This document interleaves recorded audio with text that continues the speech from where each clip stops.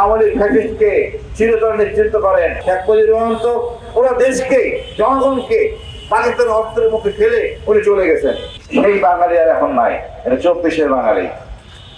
এই বাঙালি আবু সাইদের বাঙালি, আমরা প্রতিবাদী বাঙালি।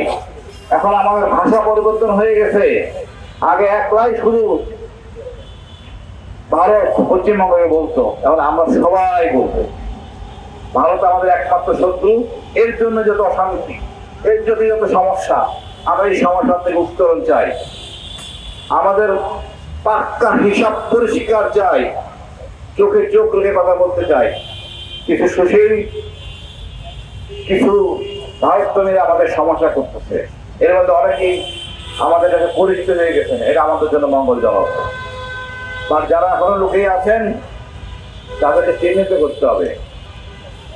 আমরা মনে করি দেশটা আমাদের মতো করে সাজাবো, দরকার একটু কম খাবো, শস্ত্র বাহিনী সমালোচনা আমরা বলিয়ান হব, সবাই আমরা সামরিক প্রশিক্ষণ নিব, সরকারকে বাধ্য করবো আমাদের ট্রেনিং দাও, আমাকে বাঁচতে দাও, আগামী প্রজন্মের জন্য আমরা সুন্দর একটা দেশ রেখে যাবো।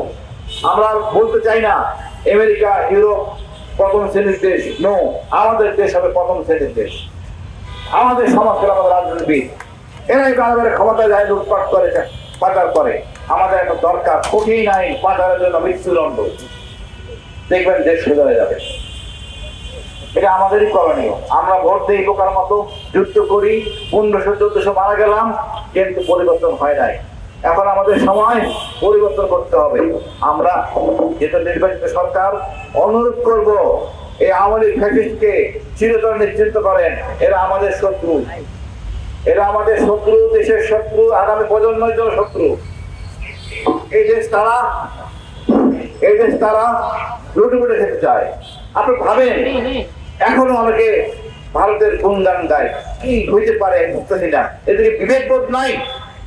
আমাকে বলেন, পাশের আমার বাসায় আলোচনা করি, কি অবদান আছে আওয়ামী লীগের?